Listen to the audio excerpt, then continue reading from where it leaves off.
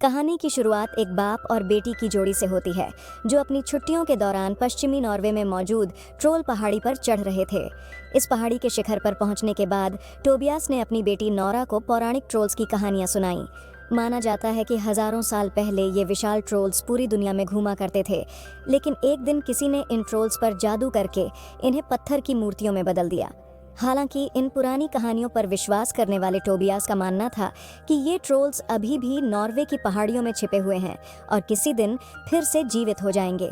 ये बात सुनकर नोरा को भी इसमें काफी दिलचस्पी होने लगी, लेकिन इसके 20 साल बाद जब नोरा बड़ी हो गई तो उसका इन कहानियों और जादू पर से विश्वास उठ गया। अब वह केवल आधुनिक साइंस पर ही भरोसा करती थी। वह एक पेलियोंटोलॉजिस्ट बन चुकी थी। दरअसल पेलियोंटोलॉजिस्ट ऐसे वैज्ञानिक होते हैं जो धरती के नीचे मिलने वाले प्राचीन जीवों के अवशेषों का अध्ययन करके बीते हुए समय के बारे में जानकारी इकट्ठा करते हैं। 6 महीने की कड़ी मेहनत के बाद आखिरकार नोरा को एक शानदार जीवाश्म मिला था। इस खुशी में उसने अपने दोस्तों के साथ पार्टी करने का फैसला किया। इधर पहाड़ों पर मेट्रो स्टेशन बनाने के लिए तेजी से कंस्ट्रक्शन वर्क चल रहा था। इस मेट्रो कंस्ट्रक्शन के लिए पहाड़ों में बार बार ब्लास्ट किए जा रहे थे। इस कंस्ट्रक्शन वर्क का कई लोग विरोध भी कर रहे थे, लेकिन उनकी बातों को नजरअंदाज करते हुए इंजीनियर एक बार फिर ब्लास्ट करने की तैयारी में थे। जब वे लोग एक गुफा के अंदर पहुंचे तो उन्हें कुछ अजीब सी आवाजें सुनाई दीं। इससे पहले कि वे कुछ समझ पाते, अचानक जमीन जोर जोर से हिलने लगी। अगले ही मिनट इंजीनियर्स की नजर एक विशाल और खतरनाक राक्षस पर पड़ी। उसे देखते ही वे अपनी जान बचाने के लिए भागे, लेकिन पहाड़ों के गिरते मलबे के कारण वे गुफा के अंदर ही फंस गए। कुछ ही देर में इस हादसे की खबर नॉर्वे की सेना के मुख्यालय तक पहुंच गई। जनरल ने तुरंत एक हवाई जहाज को उस जगह की साफ तस्वीरें लेने के लिए भेजा ताकि वे समझ सकें कि आखिर वहां हुआ क्या है। साथ ही जनरल ने इस बारे में प्राइम मिनिस्टर को सूचित करने का आदेश दिया। कुछ ही देर बाद नॉर्वे की प्राइम मिनिस्टर अपने सलाहकार आंद्रियास के साथ तुरंत आर्मी बेस के लिए रवाना हो गईं। रास्ते में उनकी मुलाकात रक्षा मंत्री से हुई, जिन्होंने बताया कि इस हादसे में कम से कम 50 से ज्यादा लोग मारे गए हैं। इसके बाद उन्हें उस जगह की कुछ तस्वीरें दिखाई गईं जिनमें धरती के अंदर बहुत बड़े बड़े छेद दिखाई दे रहे थे। इन्हें देखते ही आंद्रियास को लगा कि ये किसी विशाल जीव के पैरों के निशान हो सकते हैं, लेकिन वह अपनी बात खुलकर कहने से हिचक रहा था। उसकी बात को तुरंत अनसुना कर दिया गया। उधर नोरा अभी भी अपने दोस्तों के साथ पार्टी कर रही थी। तभी अचानक वहां एक आर्मी हेलीकॉप्टर उतरा। उसमें से एक सैनिक निकला और नोरा को बताया कि उसे तुरंत प्राइम मिनिस्टर से मिलने के लिए बुलाया गया है। यह सुनते ही नोरा बिना समय गंवाए उस हेलीकॉप्टर में सवार होकर आर्मी बेस के लिए रवाना हो गई। वहां पहुंचते ही आंद्रियास उसे एक कमरे में ले गया, जहां सभी उच्च पदस्थ आर्मी अधिकारी और खुद प्राइम मिनिस्टर मौजूद थे। अब तक मिली जानकारी के आधार पर सभी को लग रहा था कि यह हादसा शायद किसी जहरीली गैस की वजह से हुआ था, लेकिन नोरा इस बात से सहमत नहीं थी। तस्वीरों में दिख रहे पैरों के निशानों को देखकर उसे लग रहा था कि शायद यह कोई प्राचीन विशाल जीव है जो फिर से जीवित हो गया है। आंद्रियास के पास भी कुछ सुझाव थे, लेकिन उसने इन्हें सबके सामने कहना उचित नहीं समझा। वहीं बाकी सरकारी अधिकारी नोरा की बात को मजाक समझ रहे थे। उनके मुताबिक कोई प्राचीन जीव इतने सालों तक जीवित कैसे रह सकता है? वह क्या खाता रहा होगा? वह मरा क्यों नहीं? तभी सिग्रिड नाम की एक कंप्यूटर साइंटिस्ट उस कमरे में आई। उसने सभी के सामने इस हादसे का एक वीडियो रखा जो उसने बड़ी मुश्किल से ढूंढा था। जैसे ही उसने वीडियो चलाया, कमरे में मौजूद सभी लोग हैरान रह गए। वीडियो में 150 फीट लंबा एक विशाल राक्षस दिखाई दे रहा था। अब यह साफ हो चुका था कि नॉर्वे की पहाड़ियों में एक 150 फीट लंबा जीव घूम रहा है। इधर लेस्गास नाम के गांव में एक बुजुर्ग कपल अपने घर में शांति से समय बिता रहा था। तभी उन्हें किसी के दहाड़ने की आवाज सुनाई दी। कुछ ही सेकंड बाद उनके घर का सारा सामान जोर जोर से हिलने लगा। उन्हें लगा कि शायद भूकंप आया है, इसीलिए वे अपने घर में बने गुप्त कमरे में छिप गए। जब सब कुछ शांत हुआ और वे बाहर निकले तो उन्होंने देखा कि उनका पूरा घर तबाह हो चुका था। आसपास का इलाका भी पूरी तरह बर्बाद हो चुका था। उधर नोरा अब इस हादसे की जांच के लिए पूरी तरह तैयार थी। सभी अधिकारियों की सहमति से प्राइम मिनिस्टर ने उसे वैज्ञानिक सलाहकार के पद पर नियुक्त कर दिया। मीटिंग खत्म होते ही आंद्रियास ने नोरा को लेस्गास में हुए हादसे के बारे में बताया। इसके बाद वे दोनों तुरंत हेलीकॉप्टर में सवार होकर लेस्गास के लिए रवाना हो गए। रास्ते में दोनों ने आपस में काफी बातें की। आंद्रियास ने नोरा से पूछा कि वह पेलियोंटोलॉजिस्ट क्यों बनी। नोरा ने बताया कि उसे बचपन से ही प्रकृति से प्यार था और वह अपने आसपास की दुनिया को बेहतर तरीके से समझना चाहती थी। उसने आंद्रियास को अपने पिता टोबियास के बारे में भी बताया कि कैसे वे उसे बचपन में पहाड़ों पर ले जाकर ट्रोल्स की कहानियां सुनाया करते थे।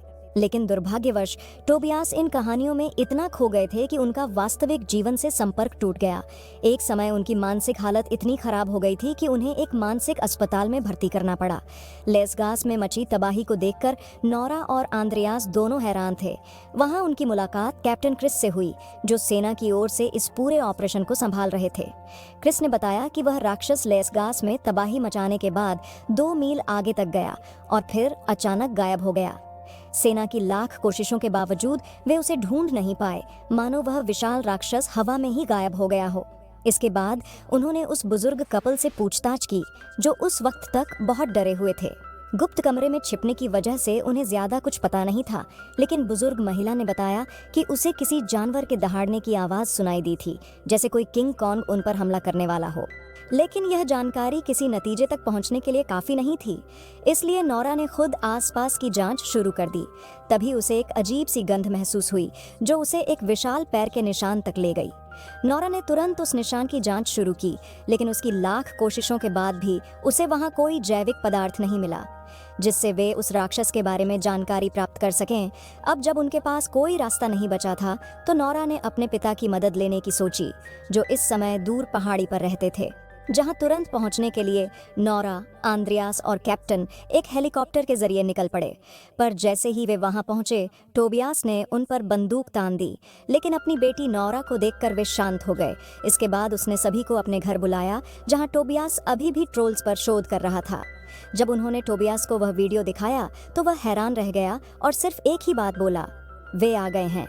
लेकिन नोरा को अभी भी कुछ समझ नहीं आ रहा था। उसने अपने पिता से एक वैज्ञानिक व्याख्या मांगी, ताकि वे इससे बचने का रास्ता ढूंढ सकें। लेकिन टोबियास अपनी शोध पर अड़ा रहा। उसके मुताबिक ट्रोल्स नॉर्वे से इसलिए गायब हुए क्योंकि वहां के लोगों ने ईसाई धर्म अपना लिया था। उसने बताया कि वह इस रहस्य का खुलासा कई साल पहले करने वाला था, लेकिन उसे चुप कराने के लिए पागल खाने भेज दिया गया। इसके बाद टोबियास ने अपना बैग उठाया और सभी को एक खास जगह पर चलने को कहा। हेलीकॉप्टर में कुछ देर उड़ने के बाद वे उस जगह पर पहुंचे। वहां पहुंचते ही टोबियास ने उस जगह की जांच शुरू कर दी। कुछ देर आसपास देखने के बाद उसे एहसास हुआ कि वह जगह पूरी तरह बदल चुकी थी।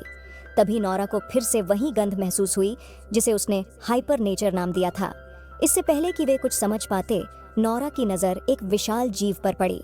यह कोई और नहीं बल्कि वही ट्रोल था जिसने खुद को आसपास की जगह में छिपा रखा था। सौभाग्य से सभी लोग समय रहते हेलीकॉप्टर में सवार होकर वहां से निकल गए। जैसे ही वे एक सुरक्षित जगह पर पहुंचे, उन्होंने इंटरनेट के जरिए उस ट्रोल को सरकार को दिखाया। इतने बड़े ट्रोल को देखकर सभी लोग हैरान थे। अब जब सभी को ट्रोल की सच्चाई पर विश्वास हो गया था, तो प्राइम मिनिस्टर ने ट्रोल के खिलाफ एक आर्मी ऑपरेशन शुरू करने का आदेश दिया। इस ऑपरेशन की कमान कैप्टन क्रिस के हाथ में थी। आदेश मिलते ही सेना ने तुरंत ट्रोल पर खतरनाक हमला शुरू कर दिया, लेकिन सेना की सबसे घातक मिसाइलों का भी उस ट्रोल पर कोई असर नहीं हो रहा था। जैसे ही ट्रोल ने एक सैनिक को खा लिया, टोबियास उसे शांत करने के लिए उसके सामने चला गया। शुरुआत में ट्रोल टोबियास की बात सुन रहा था, लेकिन तभी सेना की कुछ और यूनिट्स ने उस पर हमला कर दिया। गुस्से में आकर ट्रोल ने जैसे ही उन यूनिट पर हमला करने के लिए मुड़ना चाहा, उसकी पूंछ टोबियास को लग गई, जिससे वह गंभीर रूप से घायल हो गया। ये देखते ही नोरा तुरंत अपने पिता की ओर दौड़ी, लेकिन टोबियास ने कुछ बोलने से पहले ही दम तोड़ दिया। उसी रात नोरा रोते रोते अपने पिता की डायरी पढ़ रही थी, ताकि वह किसी तरह इन ट्रोल्स को रोक सके। घंटों तक डायरी पढ़ने के बाद उसे पता चला कि ट्रोल्स अक्सर चर्चों को नष्ट कर देते थे, क्योंकि उन्हें घंटियों की आवाज बिल्कुल पसंद नहीं थी। जब नोरा ने यह योजना सरकारी अधिकारियों को बताई, तो पहले तो उन्होंने उसे पागल समझा। नोरा का मानना था कि जब मिसाइलें काम नहीं कर रही हैं, तो कुछ अलग सोचना होगा। आखिरकार प्राइम मिनिस्टर ने उसे इस योजना के साथ आगे बढ़ने की इजाजत दे दी। कुछ देर बाद 4 आर्मी हेलीकॉप्टर बड़े बड़े चर्च की घंटियां लेकर ट्रोल की ओर बढ़ने लगे। नोरा के इस प्लान ने शुरुआत में सफलता दिखाई, लेकिन जल्द ही ट्रोल ने खुद पर काबू पाते हुए उन चारों हेलीकॉप्टरों को नष्ट कर दिया। अब वह इतने गुस्से में आ गया कि उसने चारों ओर तबाही मचानी शुरू कर दी। लेकिन इसी बीच ट्रोल ने एक बच्चे की जान भी बचाई, जिससे यह साफ हुआ कि शायद उसके अंदर भी एक दिल है। इस घटना के बाद दुनिया भर के न्यूज़ चैनलों ने यह खबर दिखानी शुरू कर दी। इससे आम लोगों में दहशत का माहौल बन गया। उसी वक्त प्राइम मिनिस्टर ने देश में आपातकाल घोषित कर दिया और ओस्लो शहर व उसके आसपास के इलाकों को जल्द से जल्द खाली करने का आदेश दिया, क्योंकि ट्रोल तेजी से ओस्लो की ओर बढ़ रहा था। नोरा को अपने नाकामयाब प्लान की वजह से वैज्ञानिक सलाहकार के पद से हटा दिया गया।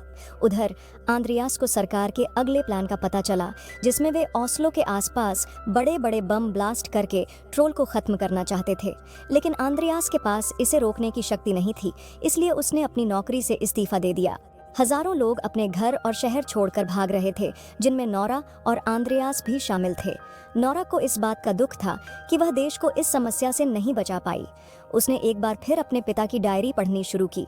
इस बार उसकी नज़र सिंडिंग नाम पर पड़ी, जो कई बार दोहराया गया था। जब उसने इस बारे में आंद्रियास से बात की तो उसने बताया कि सिंडिंग एक राजकुमार था जो ओस्लो में एक महल में रहता था और देश का सबसे अमीर व्यक्ति था। नोरा को लगा कि शायद महल में कोई सुराग मिल सकता है। उसने आंद्रियास से तुरंत गाड़ी को महल की ओर मोड़ने को कहा। महल पहुंचते ही उनकी मुलाकात राइकर्ड सिंडिंग से हुई, जो पहले से उनका इंतजार कर रहा था।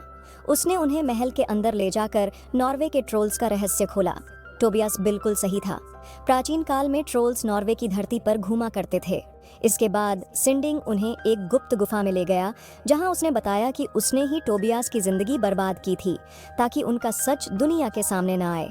जब टोबियास सच के करीब पहुंच गया था तो सिंडिंग ने उसे मानसिक अस्पताल भेज दिया था। वह रहस्य था महल के नीचे दबे ट्रोल्स के कंकाल, जिन्हें सिंडिंग ने सालों से छिपा रखा था। यह महल ट्रोल किंग की गुफा के ऊपर बनाया गया था। जब ईसाइयों ने ट्रोल किंग और उसके परिवार को खत्म कर दिया था, तब से वह गुफा बंद थी। अब जो ट्रोल पूरे देश में तबाही मचा रहा था, वह कोई और नहीं बल्कि ट्रोल किंग था, जो सिर्फ अपने घर और परिवार के पास लौटना चाहता था। सिंडिंग ने बताया कि ट्रोल्स के लिए उनका परिवार सबसे ज्यादा महत्वपूर्ण होता है। नॉर्वे के ईसाईकरण के दौरान ट्रोल किंग को जबरदस्ती पहाड़ों में भेज दिया गया था, लेकिन अब विस्फोटों की वजह से वह वापस आ गया और ओस्लो में अपने परिवार से मिलने की कोशिश कर रहा था। नोरा और आंद्रियास तब और हैरान हुए जब उन्हें पता चला कि उनके सामने ट्रोल परिवार के कंकाल पड़े थे। जैसे ही नोरा ने उन पर यूवी लाइट डाली, उनकी हड्डियां पिघलने लगीं। इसका मतलब था कि ट्रोल्स यूवी लाइट को सहन नहीं कर सकते। नोरा ने सिंडिंग से उसकी सबसे बड़ी गाड़ी मांगी।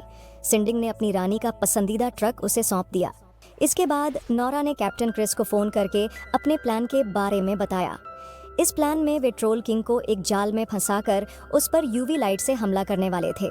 इसके लिए उन्हें कई बड़ी बड़ी यूवी लाइट्स की जरूरत थी। उधर आंद्रियास ने अपनी दोस्त सिग्रिड को फोन करके कहा कि किसी भी तरह ओस्लो बम ब्लास्ट योजना को रोक दे। सौभाग्य से सिग्रिड एक कमाल की हैकर थी। उसने चुपके से मिसाइलों को लॉन्च होने से रोक दिया। इधर नोरा और आंद्रियास अपने ट्रक में ट्रोल किंग के बच्चे का कंकाल लेकर घूम रहे थे और जानबूझकर ट्रोल किंग का ध्यान उसकी ओर खींचने की कोशिश कर रहे थे। उनका मकसद ट्रोल किंग को यूवी लाइट ट्रैप के पास ले जाना था।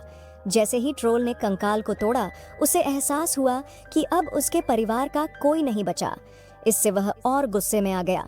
उधर आर्मी बेस पर सिग्रिड को हैकिंग करते हुए पकड़ लिया गया, लेकिन तभी जनरल ने उसकी बात समझकर बम ब्लास्ट की योजना रद्द कर दी, क्योंकि उस वक्त वहां कई आम नागरिक मौजूद थे जो विस्फोटों में मारे जा सकते थे। नोरा और आंद्रियास किसी तरह ट्रोल को लाइट ट्रैप तक लाने में कामयाब हो गए। जैसे ही वह वहां पहुंचा, कैप्टन क्रिस की पूरी टीम ने एक साथ अपनी यूवी लाइट्स चालू कर दी। उनका प्लान कामयाब हो रहा था, क्योंकि ट्रोल धीरे धीरे जलने लगा। लेकिन उसे इस तरह तड़पते देख नोरा का मन बदल गया।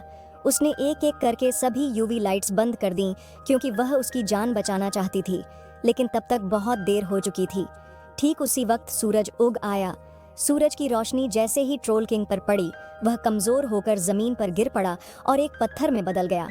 उसकी मौत देखकर नोरा को बहुत दुख हुआ। जहां सभी लोग जश्न मना रहे थे, वहीं नोरा और आंद्रियास को यह चिंता सता रही थी कि कहीं देश में और ट्रोल्स तो नहीं बचे। तभी प्राइम मिनिस्टर वहां पहुंची। वह नोरा के काम से इतनी खुश थीं कि उनके पास उसकी तारीफ के लिए शब्द नहीं थे। उनकी मुस्कुराहट उनकी खुशी को साफ जाहिर कर रही थी। कुछ दिन बाद वही हुआ जिसका डर था। अचानक कई पत्थर फिर से हिलने लगे।